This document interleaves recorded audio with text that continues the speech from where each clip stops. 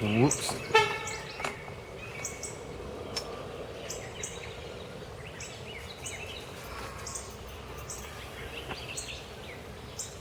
Alright. Got a scripture here that I've been thinking about for some time. I want to read it. Give my interpretation of it with an illustration. I'm not here to say I'm right and anybody else is wrong. That's ultimately up to God and Jesus. This is just my part. It's actually in Matthew 24:36. No one knows the day or the hour. Okay. But of that day and hour, no one knows, not even the angels of heaven, but my Father only. But as the days of Noah were, so also will the coming of the Son of Man be. For as in the days before the flood, they were eating and drinking, marrying and giving in marriage until the day that Noah entered the ark, and did not know until the flood came and took them all away. So also will the coming of the Son of Man be. This is the part about it. Then 2 men will be in the field. One will be taken and the other one left. 2 women will be grinding at the mill. One will be taken, the other will be left. Watch therefore, for you do not know what hour your Lord is coming. But know this, that if the master of the house had known what hour the thief would come, he would have watched and not allowed his house to be broken into. Therefore you also be ready, for the Son of Man is coming in an hour you do not expect. A lot of people will say that the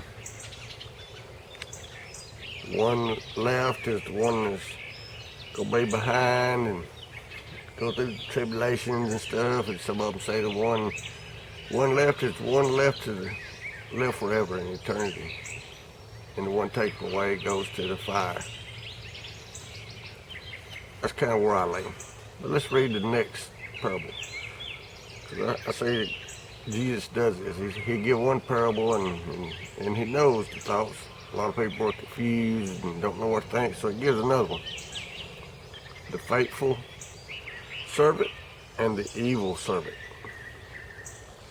Who then is a faithful and wise servant, whom his master made ruler over his household, to give them food in due season? Blessed is that servant, whom his master, when he comes, will find him doing. Surely I say to you that he will make him ruler over all his goods. But if that evil servant says in his heart, my master is delaying his coming, and begins to beat his fellow servants, and to eat and drink with the drunkards, the master of that servant will come on a day when he is not looking for him, and at an hour that he is not aware of, and will cut him in two, and appoint him his portion with the hypocrites. There shall be weeping and gnashing of teeth. So that kind of tells me that the first parable is saying one taken away is going to be taken away and stored up for the fire. It's kind of like the wheat in the tare. And being at that, I got a demonstration here I want to show you. You know, I don't know when Jesus coming, when God gonna tell him to come. I just know he tells me to be ready, prepare. And while I'm here, I'm to tend this earth. And in doing so, I prepare the fields, grow the vegetables, fruits, and all kinds of stuff like that. But in saying so, I got this one little bed right here that I want to show you and tell you what I'm going to do with it.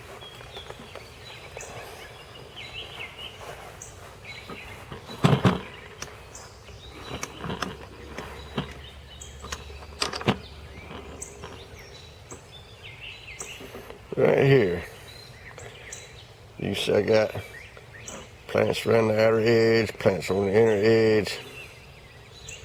Now, we'll start right here. As you can see, got a plant here, here, and here. This one's in the middle. And it says, the one in the middle, the one straddling the fence, says you'll either be one or the other. You can't be lukewarm or he'll spew you out. This is in the middle, kind of lukewarm. So it's going out.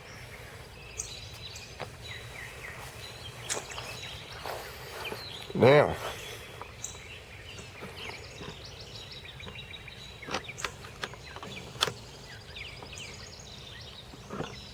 let me get both of them.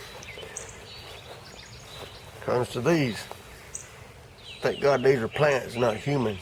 That's not my decision to choose between humans, my fellow brothers and sisters. That's God and Jesus. But these are plants. I got two right here in the field, side by side, working alongside each other. One's got to go, one's going to stay. I look at them, say, okay, they're kind of big and healthy. This one's had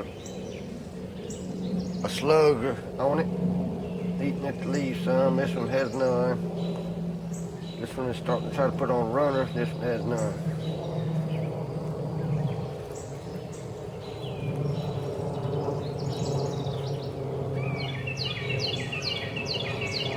One's got to go. One stays. One got to go is being stored up for the fire. But in this situation, it's going to the compost. Same thing right here. Got two plants, two of them side by side. Both of them look equally as good. This one's a little bit worse looking than the other one. It's a bit eat on, kind of discolored. The other one looks better. So, one got to go.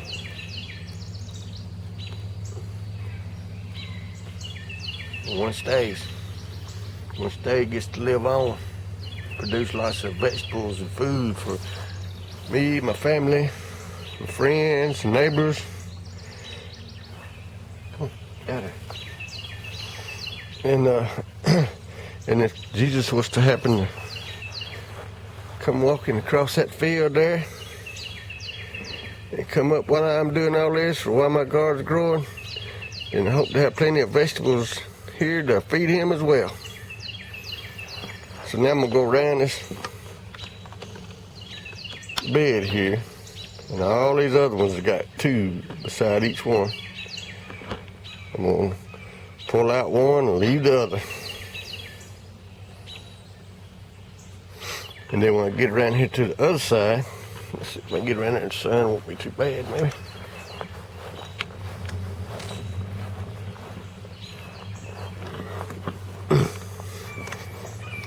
Can't hardly walk either. Let's see. Oh, spin this. See if I can get leveled up a little bit. Now, right here I gotta have a pathway in, so them two right there are very little. Anyway, the dog's been laying on them. You can see right there where the dog been laying in there, walking on these and watering them. But them's coming out So I got me a pathway to get in here. And then I'll finish pulling the one out and leaving one with the rest of them. Anyway, so that's what I was reading and wanted to share. I said again, I ain't the one to say what's right or wrong. That's only God. You do your own reading, your own interpretation. Do your own vegetable gardens. And I just choose to believe with faith that God and Jesus, the Holy Spirit, and the angels will lead my hand to pull the right one out, lead the right one in, and that God will honor that decision and make these grow and prosperous and multiply and be plenty of vegetables for us all.